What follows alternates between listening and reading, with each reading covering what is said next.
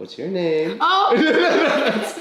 Okay, so I'm really new at this, obviously, and pretty bad at it. My name is Jenny, and you're gonna know me as Jenny B. And if you wanna find me on social media, find me at Jenny B Official.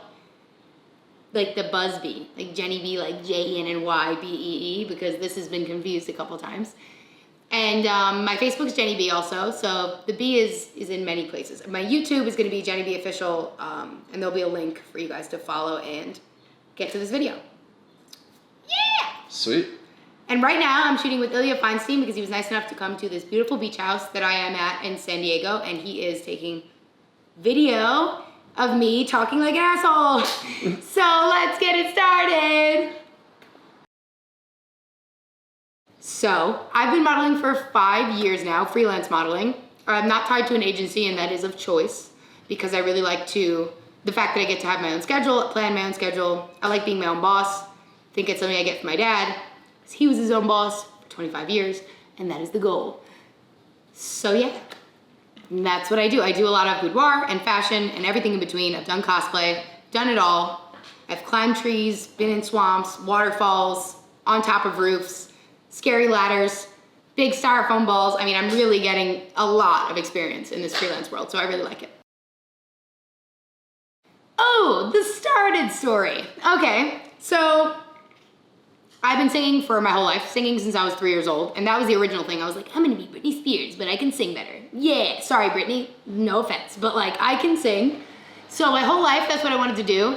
And one of my friends, in 8th grade, I was the lead in the play, and one of my friends saw me, and throughout high school, he noticed I really liked the limelight, and I was a big personality like that. So a few years after, actually a significant time after, he was working with someone, Mitch Walla. He was a hobbyist photographer at the time, just practicing, more just for fun and to learn his new camera. And my friend from high school messaged me and he said, Josh Abramson, shout out, he's a cop now and he's a really cute dog. Really actually amazing German Shepherd, like ish. It's not a German Shepherd, whatever kind of dog it was.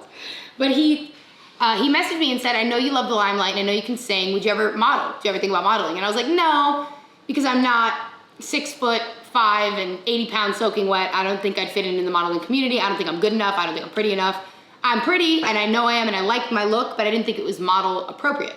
So I was like, I'd never done it. He's like, well, give it a shot because I think you could do it. And this photographer needs new models to practice on. And I was like, all right, I'll you know, he's new, so it won't be threatening. I'll be new. We'll both learn together. And the second he gave me the photos back, it was good that the first person I worked with happened to be also very talented from the get-go because he just started. When he sent me the pictures back, I saw them and I was like, oh, I know I know I can do this. I know I can make money off of this. And then I immediately started a business plan in my head within 5 minutes of seeing those pictures. So thank you, Mitch, and thank you, Josh. And yeah, ever since then, it's been like rolling photographer after photographer and it never stopped. So that was an amazing start and I'm thankful for it.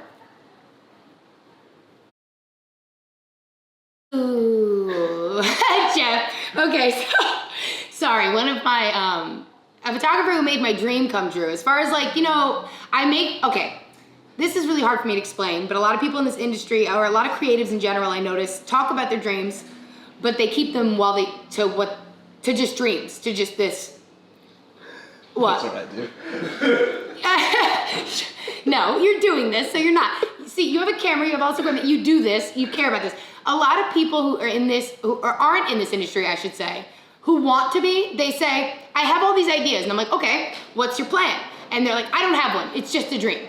And I'm like, okay, well, dreams happen when you sleep. Remember that there's important things that you need to do to put into effect. There's a lot of hard work that goes behind every fantasy dream that you see, from a model to a singer to a dancer to, no matter what you do, a lot of work went into it. And I think that's really important for people to remember that dreams are great, but with no action, they're gonna be just for when you sleep. They're never gonna come true. You need to put the work in. So one of my big dreams, when I first started, I was like, oh, I wanna go to California. I'm an East Coast girl, I'm a Jersey. Born in Brooklyn, moved to Jersey at 5 years old, been there ever since. And I was like, I'm an East Coast girl for sure. I definitely fit there. Personality, I'm loud. I use my hands when I talk. People think I'm Italian, I'm not. But it's constant that I'm confused for it. So I definitely fit in the East Coast, but I was like, I want a taste of it all, so I want to get to the West Coast. I want to see what it's like. Plus, a lot of music I love is from the West Coast. So I was like, I gotta check that out. And I kept saying, like posting over and over, like my dreams to get to Cali, my dreams to get to Cali. But I wasn't doing enough to make that happen. And then I was like, wait a minute, social media, you can talk to anyone in the world and make things happen. You just need to put a little effort in. And then when it actually did happen, it was totally not what I was trying so hard with all these things to get there, and I realized I didn't have the money because it was so expensive, and I couldn't do it on my own. And then I liked a couple of pictures from this guy, Jeff Bennion. I was like, who's this asshole? He's so good. And like, take out the part where I call him an asshole. And I was like, he's really, so I just started liking a few pictures, and he was like, oh my God, you just like my pictures. I was like, yeah, they're good. Why wouldn't I? And he was like, I'm a big fan. And I was like, so am I now. Like, I just found you, but I think you're great. And I'm glad you're a fan. That's awesome. Always awesome to hear from a photographer from so far away.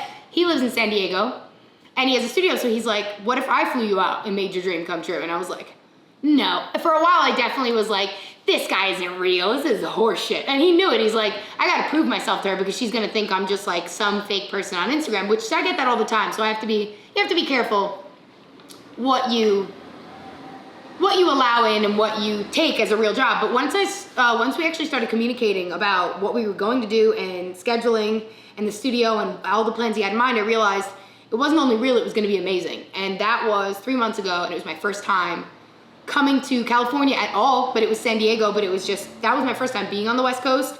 And so he made one of my definite like dreams come true. And as far as my highest professional thing, I don't even know. I feel like I've been doing this for 5 years. I've done a lot. And to me, it's like always just the beginning because I always want a lot more. So what's your favorite then? What's my favorite thing I've done? Like my favorite photo shoot? Mm-hmm. Boy, that's hard. I've done so many, and I love a lot of them. Trying to think of like my favorite recent one is with Mills.photos, Josh Mills. We did a set that kind of broke me out of my norm. I'm always doing the big curly brown hair. I always look just the same, but I always, bring the sexy or bring the fashion, whatever I gotta do. But I love wigs, and I wanna like be Cher for a day. Like, who doesn't wanna be Cher for a day? So I thought that was just so fun, and I was like, Jenny, you have so many wigs. Why aren't you using any of this? Why aren't you utilizing any of this cool stuff that you have? And truthfully, it was because I didn't think I could pull it off, or I didn't think I was good enough at the makeup, or whatever. And then recently, I just took a really long time. I put this wig on, put full face makeup on, these big false eyelashes, which I usually don't wear. Right now, these are my regular eyelashes. I always like to stay pretty natural, and I guess I was scared to break into like that super glam look. But once I did, and I realized I could do it, and I was good at it, there's a picture now that he's submitting to Shutter Magazine, and I've been published in that twice, and it's sold at Barnes & Noble. So if you can find my 2 Shutter Magazine magazines, you can buy them at any Barnes & Noble internationally. So that's an accomplishment. So I've been on the cover of a few things. That's a cool accomplishment. I feel like, to me, like nothing's ever good enough because I'm motivated and I always want more. And that's a good thing, but also I should appreciate all the great things that have happened. So it's a lot of, my brain's like going in a million ways. But recently we did a shoot where he took 2 hours on one shot editing it because he really wanted to focus on popping out the color and making everything completely crisp.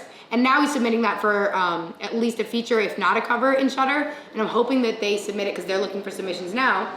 And I love their magazine and all of the photography that they put out because it's literally just, Shutter Magazine is just a photography magazine. And I love the work they have in there. So to be on that would be cool. But I love the picture, even if it doesn't go anywhere, even if it's just for me or for social media. The second he sent it to me, I was immediately like, holy shit, I'm finally wearing a wig and I finally look like a superstar and I have such attitude, and I really liked their freedom to do different looks and not just always be tied to one thing just because I'm scared that I can't do others. So that's good advice for anyone. Don't be scared to do things that you want to do. Just try it. Even if it doesn't work out, it doesn't work out. And if somebody says no, the worst thing someone can say is no, and then you say, okay, thank you, where can I find this somewhere else? And some of the best business advice I've gotten is just you have to just do it. You have to go out there, you have to do it. And if someone says no, that's okay. Just keep moving. Don't let anything deter you from moving forward. Oh no, that's such a difficult question. I listen to everything. All right, can Broadway be like one whole genre? Mm-mm. All right, so, I don't know if I could like not ever listen to the Beatles again. So that would be like, you can't take away the Beatles from me. That's one. I would need some, I love like, ooh, this is way too hard of a question for me. I know. I know, I thought. Question. So, Okay, I can't ever like not have any rap again, so that needs to be a thing. God, there's so many rappers that I like though. This is gonna like hurt someone's feelings. You're gonna lose it. You're gonna lose a job out of it because you can't call it. Oh, I could never not listen. Fab is one of my favorite rappers because I just like the way that he his flow and his metaphors, and I just think he's adorable as a rapper. But if I never could listen to Eminem again, I wouldn't exist. So Eminem is 100% one, not even a question. All of his albums have gotten me, even the ones that he didn't like. He's just, big Eminem fan. And if I don't meet you before I die, I didn't live. Even if you're an asshole, I need to know. I need to meet you. That's for real. So Eminem definitely is one. As far as singers go, I've been really into like jazz lately. And I love Ella Fitzgerald. She's got like the perfect pitch voice. And for someone who sings, that's someone really really good to listen to. So I don't think I could, now that I know like how amazing she is on that level, I don't think I could like not listen to her ever again. Shit, I'm going all like old music. Like I can't never listen to Frank Sinatra. I can't never listen to Billy Joel. Like these are things that I can't live without. You got two more. As far as like I need my poppy fix, the whole like Nicki and Ariana wave, can we just like put them in one? Well, I suck at this question. I love all music, and it's really, really hard for me to choose. But I definitely need some old school, some new school, and some rap. So let's just go there with that. All right, so recently I got a tattoo for Robin Williams and also to conquer some of my fears, and because I grew up watching a lot of his movies that he made for like kids were the ones that I glommed onto as a kid, like Jumanji, Mrs. Doubtfire. There's a couple more in there that like I raised myself on. Aladdin, obviously, he was incredible in all the voices in that. But I'm in love with Robin Williams. Like the idea of the way, I'm reading a book about him now that someone wrote about his life, and I totally wanted to like explain this better. So he was really introverted and shy in his personal life, and even people who knew him as friends knew that a lot of his time he was either talking extremely fast and a lot like me, or he was not talking at all and he was pretty shy. And it was harder for him to make friends. And noise outside. And I think that in my life so far, I've lost a lot of friends and I've made a lot of friends because I'm really outgoing to the average human, but then I lose a lot of friends that don't understand all of the different facets of my personality, because there are a lot of times where I can't connect with people like they think I can for long term. I'm good at the short, like, hey, everybody likes you in 5 minutes, but then like real friends stick around. And I've had a lot of trouble with that. And I guess that reading about Robin Williams after being such a big fan, realizing that he also, for such a big personality, had a real struggle in his real life connecting with people and didn't have that many close friends because they didn't understand him through and through. I, one, wish I could have been his friend because I would have understood and I would have loved him. Number two, that really resonated with me, and everything about him, his super manic comedy to his, to how he could transform into any character, to all his funny voices, and just everything about him, the sad part, the good part, the loud part, the fast speaking part, it all makes me feel like he's my spirit animal human. I love him to death. So when he died, I cried, and I'm about to cry now. So let's change the subject. Sorry, I was like imagining like spirit animal being genie. Yes, just like flying across. Absolutely. All right. Oh my God. These questions are so hard for me. But I need to meet Eminem before I die. I don't know if he'd be great at dinner though. I feel like he'd be kind of crabby and like, I don't want to eat here. People ask me for autograph and I'm pissed off. And I'd be like, we just got here. Like, maybe. Are you imagining a date with Eminem? Fuck yeah, I am. You out of your mind? Oh my God. I would love him. I mean, even if he just was there, I feel like he'd be kind of cranky. Just because in his songs he talks about like, don't come up to me while I'm eating, I'll fucking kill you. Like, and I'm just like, we're just eating, like, relax. I know that a lot of people who meet their idols are very disappointed because they're not who they thought they were. So I try to pretend like I don't try to expect anything out of everyone beforehand because you never know how they're gonna be when you meet them. So I guess I think about that. Like when I watch celebrities, I like. I'll add dead or alive if that makes it easier or harder. Dead is really hard. But if I could have dinner with a dead person, I think I'd want to have like, I don't even like Italian food that much, but I think I'd want to be like with Frank Sinatra and the Mobsters and be like, hey, it's Jenny, come sit down, eat a meatball. Like, I feel like I'd be like, because I love hanging out with Italians because I think they're funny. And they usually like me because I'm like Jewish, but like funny like that. We just get along. So I think if I could sit down with Frank Sinatra and talk about music and his amazing voice, but also like, he's hiding like a dead body in the back and he's like working for the mafia. Like, I think that'd be pretty insane and interesting. It would be an interesting dinner. My life story. God, I'm not good at summarizing. This is really hard for me. Okay, ready? Clap. Starts. 4-minute life story. I was born at 1. I spoke full sentences. I didn't have a first word, so everybody was like, whoa, that baby talks a lot. And I still talk a lot.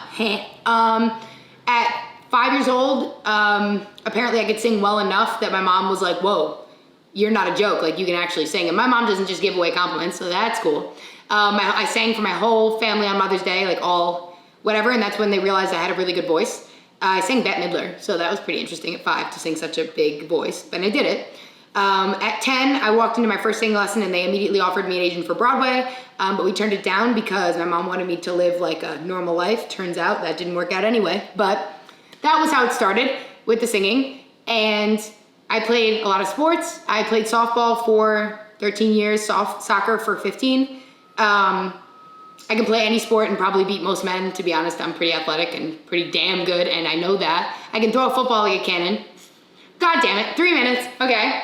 So, I was at 10 years old. At 17, I was diagnosed with bipolar disorder and thrown into all kinds of hospitals and situations that I wasn't prepared for because I had no idea, it all kind of built up and escalated to 17.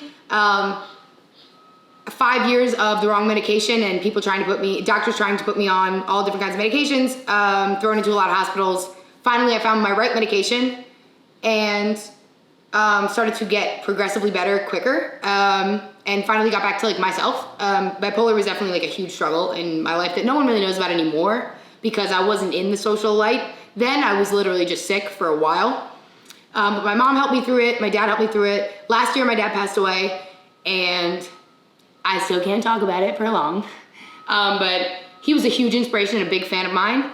So right before he passed away, I told him that I was never gonna stop and give up. And he was like, don't, ever. And I was like, just stick around a little longer so you can see what happens.